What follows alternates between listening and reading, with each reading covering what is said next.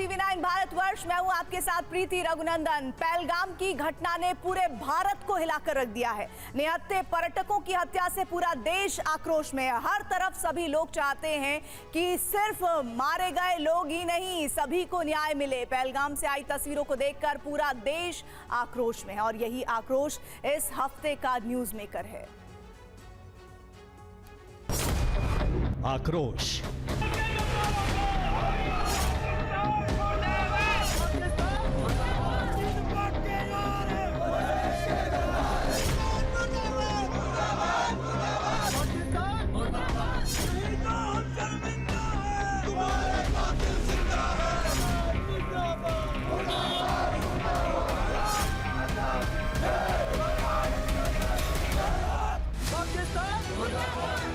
ऐसा दिखता है आक्रोश।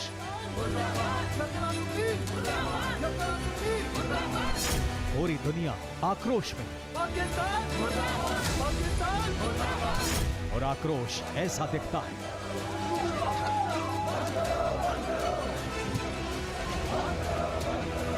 मातम, गुस्सा,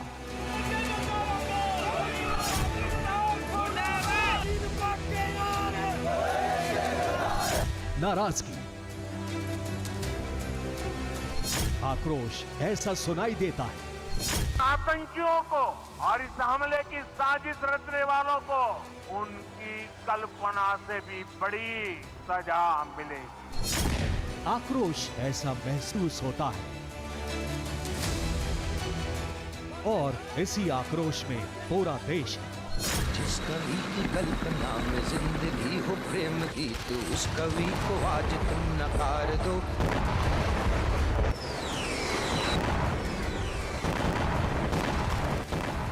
पहलगाम की घाटी अमन की पहचान थी। इस वक्त जिस जगह मैं मौजूद हूँ, यहाँ से चंद कदमों की दूरी पर अमरनाथ यात्रा की शुरुआत होती है, जो कि यहाँ की पहचान है। इसी जगह आतंकियों ने जानबूझकर निहत्थे और मासूम पर्यटकों को धर्म के आधार पर मार डाला। जिस कश्मीर की पहचान अमन और तरक्की हो रही थी, आतंकियों को डर था कि जल्द ही उनका यहाँ से नामो निशान मिट जाएगा।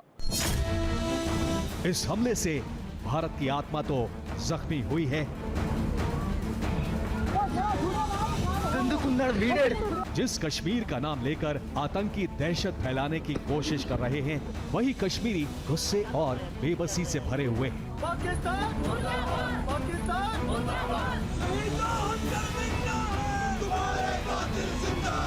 पूरे देश से एक आवाज में मांग उठ रही है कि इस आक्रोश का हिसाब पाकिस्तान से लिया जाए। आक्रोश मांग रहा आक्रमण।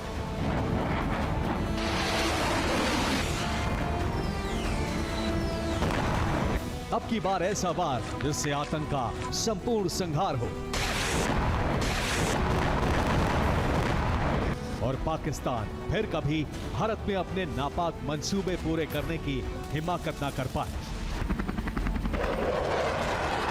पहलगाम में हुए नरसंहार का पूरा हिसाब होगा। एक एक कत्ल का बदला पाकिस्तान से लेने के लिए पूरे देश के लोग आक्रोशित हैं। सरकार ने ऐलान कर दिया है, हिसाब जरूर होगा और पूरा होगा।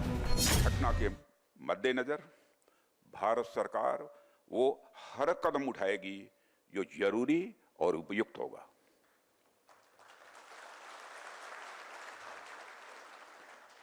और हम सिर्फ उन लोगों तक नहीं पहुंचेंगे जिन्होंने इस घटना को अंजाम दिया है।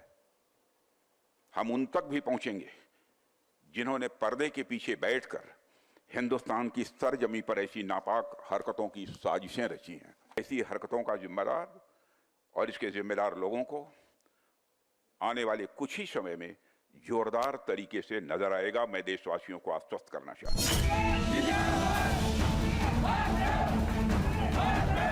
ये उद्घोष सिर्फ सरकार का नहीं, हर भारतीय का है। ये गुस्से का उद्घोष नहीं, ये न्याय की मांग है।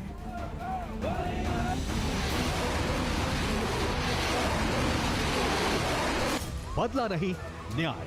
क्योंकि पहलगाम की ये तस्वीर हर चीख की गूंज, न्याय हर उस शख्स के लिए जो उस वक्त पहलगाम में था, हर उस घर के लिए जिसका चिराग बुझ गया, और उस दिल के लिए जिसमें आतंकियों ने जख्म पहुंचाया, और उस आंख के लिए जो इस कायराना हमले से नम हो गई। ये उद्घोष, आक्रोश हर भारतीय का है। ये गुस्सा नहीं है, क्योंकि गुस्से से फैसला लेने की क्षमता कम हो सकती है। ये गुस्से को काबू में रखकर अगला कदम उठाने का वक्त है। आक्रोश बदले की तरह अंधा नहीं होता, बल्कि इससे न्याय का रास्ता खुलना चाहिए। सिंधु नदी का पानी बंद करने का बात हो रही है, इसलिए उनको अभी ये पिंच होने लगा है। उनका जो खेती बाड़ी ख़त्म हो जाएगी, पीने का पानी नहीं रहेगा, बिजली नहीं बना सकते, तो इस वजह से वो पहले से प्रॉब्लम में आ चुके हैं। लेकिन अभी बात यहीं पर रुकने वाली नहीं है। ये बात तभी जो है मिलिट्री एक्शन भी होगा, और मिलिट्री एक्शन में इस बार ये बिल्कुल एक पक्का है कि पीओके को ले लिया जाएगा, क्योंकि 42 कैंप जो हैं और लॉन्चिंग पैड हैं पीओके के अंदर। जब पीओके हमारे पास में आ जाएगा तो ये लॉन्चिंग पैड ख़त्म हो जाएंगे और एक कॉस्ट और कीमत चुकानी पड़ेगी, ये पनिशमेंट मिलेगा जब पाकिस्तान को, तो आगे वो ऐसे काम के लिए सोच नहीं सकता। अब तक भारत ने सधे हुए कदम उठाए हैं, जिनमें कोई झुंझलाहट नहीं, बदले की आग नहीं, बल्कि एक बड़े और समझदार देश के सोचे समझे फैसले, जिनका असर दूर तक और देर तक होगा। आधिकारिक तौर पर लिए गए ये फैसले सिर्फ शुरुआत है, क्योंकि सरकार लोगों की नुमाइंदगी करती है और लोगों में है इस हमले से पैदा हुआ आक्रोश। लोगों के दिलों में रोष और सरकार का उद्घोष इस नतीजे तक पहुंचेगा, ये तो तय है। इसकी एक झलक मिलनी शुरू भी हो गई है। भारतीय आर्मी चीफ की तस्वीर भी यही बयान कर रही है। हर उद्घोष चीख चीख कर किया जाए, ये भी जरूरी नहीं। हर हमला बारूद से किया जाए, ये भी जरूरी नहीं। सिंधु नदी पर हुए समझौते को सस्पेंड करके भारत ने इशारा कर दिया है कि शुरुआत ही पाकिस्तान की कमजोर नस पर हमला करके हो सकती है। एक अनुमान के मुताबिक सिंधु नदी जल समझौता रद्द होने से अगले 7 साल में ही पाकिस्तान को 40% पानी की किल्लत हो जाएगी। पाकिस्तान को समझ आ गया है कि उसके सामने अब कोई चारा नहीं बचा है। इसी से घबराकर पाकिस्तान सच्चाई का ठीकरा दूसरों पर डालने की कोशिश भी कर रहा है। पाकिस्तान अब खुले तौर पर मानने लगा है कि उसने पश्चिमी देशों के कहने पर आतंकवाद किया। ये तय है कि पाकिस्तान ने ये सेवा मुफ्त में नहीं दी होगी, उसने इस आतंक के लिए पैसा भी लिया होगा। अब ये नकाब भी खुद पाकिस्तानी रक्षा मंत्री ने उतार दिया है और खुद मान लिया कि वो आतंक की फैक्ट्री बन गया था। इस आक्रोश से दुश्मन देश में खौफ का आलम होने लगा है। वहां की सरकार गोलबंदी में जुट गई है। पाकिस्तान दम साधे बैठा है। कहीं सर्जिकल स्ट्राइक फिर तो नहीं हो जाएगी, कहीं एयर स्ट्राइक तो नहीं हो जाएगी। इसी खौफ में पाकिस्तान ये तय नहीं कर पा रहा है कि उसका अगला कदम क्या होगा। उसे भारत के फैसलों का इंतजार है। पाकिस्तान की वायुसेना रेड अलर्ट पर है। ऑपरेशनल बेस पर पहुंचे पाकिस्तान के एयर चीफ मार्शल। पाकिस्तान ने अपनी सेना की भी छुट्टियां रद्द कर दी। भारत के आक्रोश भर से पाकिस्तान हिला हुआ है। बदला नहीं, न्याय। ये तस्वीर अन्याय की भी है। पहलगाम की ये घाटी जंग का मैदान नहीं, यहां आने वाले पर्यटक सिपाही नहीं, निहत्थे बेकसूर सामान्य लोग थे। ऑटोमेटिक बंदूकों से निहत्थे लोगों को मारना सबसे बड़ा अन्याय है। हर कानून में, हर धर्म में, और जब अन्याय होता है तो उसे मिटाना भी होता है। यह अन्याय सिर्फ इन पर्यटकों के साथ नहीं, बल्कि हर भारतीय के साथ हुआ। यह अन्याय तो इन कश्मीरियों के साथ भी हुआ। आतंकियों की गोलियां इनका पेट पालने वाले छोटे बड़े कारोबार को भी लहूलुहान कर गई। चाहे वो ये बिखरे नूडल्स बनाने वाला हो या छोटे बड़े गेस्ट हाउस चलाने वाला। कई साल के बाद अपने पैरों पर खड़ा हो रहा कश्मीर नए जख्मों से जूझने को मजबूर है। ये अन्याय इन गरीब कश्मीरियों पर भी है। इन्हें भी न्याय चाहिए। बदला नहीं, न्याय। हर चीख को, हर घाव को। और ये बात डिफेंस मिनिस्टर के मुंह से ये बात आ गई कि हम 30 साल से आतंकवाद का घर बने हुए हैं। उन्होंने वेस्टर्न पावर्स की तरफ इंडिकेट किया, लेकिन ये भी बात सत्य है कि पाकिस्तान के अपने जो हित हैं, जो वहाँ का जो डीप स्टेट है, वो एक विशिएटिंग साइकिल क्रिएट किया हुआ है कश्मीर के नाम पे, भारत के नाम पे, अफगानिस्तान के नाम पे, और वो इस तरीके के प्रॉक्सीज का हमेशा इस्तेमाल करता रहता है। ये अपने आंतरिक फ़ायदे के लिए भी वहाँ की सेना करती आई है, और जब जब वहाँ पे प्रॉब्लम्स होती हैं, इंटरनल क्राइसिस होते हैं, तो या तो वो इस तरीके के प्रॉक्सी एक्ट के माध्यम से आतंकवादी ताकतों को आगे बढ़ाते हैं, या इस्लाम का सहारा लेके और जिहादी ताकतों को मजबूत करते हैं। और भारत इसी न्याय के रास्ते पर चल पड़ा है।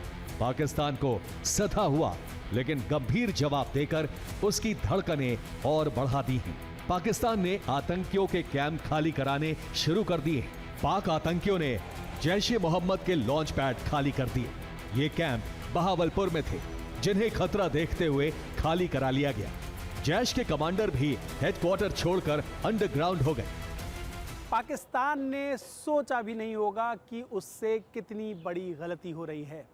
भारत को 1000 कट्स यानी 1000 घाव देने की उसकी नीति भी उसी के गले की फांस बन रही है, और ऊपर से पाकिस्तानी नेता और सेना की बड़बोलेपन से उसे और भी दिक्कतें पेश आने वाली हैं। इसी बड़बोलेपन की वजह से पाकिस्तान कई बार अपनी हैसियत से बढ़कर बात करता आया है। भारत ने हमेशा पाकिस्तान को नजरअंदाज किया, लेकिन इस बार कुछ ऐसे फैसले किए गए हैं जिनका अंदाजा पाकिस्तान को कभी नहीं रहा होगा।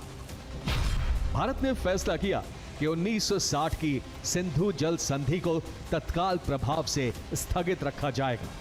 चेकपोस्ट अटारी को तत्काल प्रभाव से बंद किया गया। कानूनी तौर से आने वाले लोगों को 1 मई तक इसी रास्ते से वापस जाने की इजाजत दी गई। पाकिस्तान के ऐसे लोग हैं जो कि भारत में आए हुए थे, उनका वापस जाने का सिलसिला जारी है। ये जो आप गाड़ियों की कतार देख रहे हैं, ये पाकिस्तान के जो लोग हैं उनके रिश्तेदार उनको छोड़ने के लिए आए हैं। कुछ लोग अपनी तरफ से ऑटो बुक करके अपना सामान लेकर पहुंचे हैं, उनको पाकिस्तान जाना है और बॉर्डर क्रॉस करने का इंतज़ार कर रहे हैं। तो अटारी वाघा बॉर्डर काफ़ी महत्वपूर्ण बॉर्डर है जहां से लोग सड़क मार्ग से आ जा सकते हैं। और इस वक्त आपको तस्वीरें हम दिखा रहे हैं कि भारत में जो अटारी की साइड है वहां पर बड़ी संख्या में जो लोग हैं पाकिस्तान के, वो वापस लौटने के लिए पहुंच रहे हैं और वापस जाना चाहते हैं। लगातार इन लोगों के आने का सिलसिला जारी है। ठीक इसी तरह से ही वाघा जो कि पाकिस्तान की तरफ का बॉर्डर है, वहां पर भारतीय लोग भी लगातार भारत में लौट रहे हैं, क्योंकि पाकिस्तान सरकार की तरफ से भी अल्टीमेटम दिया गया है। सार्क वीजा छूट योजना के तहत पाकिस्तानी नागरिकों को भारत की यात्रा करने की अनुमति भी खत्म कर दी गई और दिल्ली में पाकिस्तानी उच्चायोग में रक्षा, सैन्य, नौसेना और वायुसेना के सलाहकारों को अवांछित व्यक्ति घोषित किया गया। उन्हें भारत छोड़ने के लिए 1 सप्ताह का समय दिया गया। भारत ने इस्लामाबाद में अपने हाई कमीशन से रक्षा, नौसेना और वायु सलाहकारों को वापस बुलाने का ऐलान भी किया। देखिए, बहुत ये बात जो है, जो डिप्लोमेटिक है, वो तो एक इमीडिएट एक्शन लिया है। अगले दिन जैसे ये हुआ, अगले दिन ही हमने एक्शन ले लिया कैबिनेट कमेटी ऑन सिक्योरिटी कि इनका पानी बंद कर दिया जाए, जिसका कि उनके ऊपर में असर पड़ने लगा है। उन्होंने रोना धोना शुरू कर दिया है कि हम वर्ल्ड बैंक में जाएंगे, तो वो बहुत और फ़र्क पड़ेगा। जहाँ तक उनके नागरिकों का वीज़ा कैंसिल हुआ है, बहुत सारे नागरिक यहाँ पे आते थे ट्रीटमेंट कराने के लिए। उनको वर्ल्ड क्लास ट्रीटमेंट बहुत कम दाम पे मिलता था, जो कि उनको कोई कॉस्ट नहीं मिलती थी, तो उनको भी वापस जाना पड़ रहा है। अटारी बॉर्डर बंद कर दिया गया है, तो इससे उनके ऊपर में फ़र्क पड़ा है पाकिस्तान के ऊपर में। कूटनीतिक स्ट्राइक के बाद भारत ने अपने बाजुओं की ताकत को भी परखना शुरू कर दिया। INS विक्रांत एयरक्राफ्ट कैरियर 2 साल पहले ही नेवी में शामिल हुआ। अब ये पाकिस्तान की तरफ तैनात कर दिया गया है। INS अरिहंत और INS अरिघात भी भारत के पास हैं, जो मुश्किल मौकों के लिए ही है। हालांकि इसका ऑपरेशनल होना या ना होना फिलहाल किसी को मालूम नहीं है। INS सूरत भी अरब सागर में पाकिस्तान के माथे पर पसीना लाने के लिए काफी है। 24 अप्रैल को अरब सागर में ही इसी आईएनएस सूरत से मिसाइल टेस्ट किया गया। आईएनएस सूरत भारत में ही बना एक गाइडेड मिसाइल डिस्ट्रॉयर है।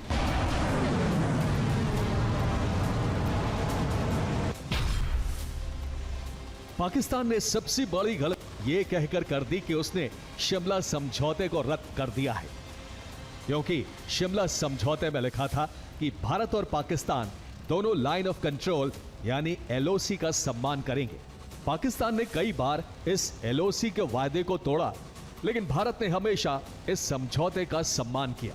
पाकिस्तान ने खुद ही इस समझौते से कदम पीछे खींच लिए हैं, तो ये कदम उसी को भारी पड़ सकता है। एलओसी पर इसकी बानगी देखने को मिली जब पाकिस्तान की तरफ से हुई फायरिंग का भारतीय सेना ने मुंह तोड़ जवाब दिया।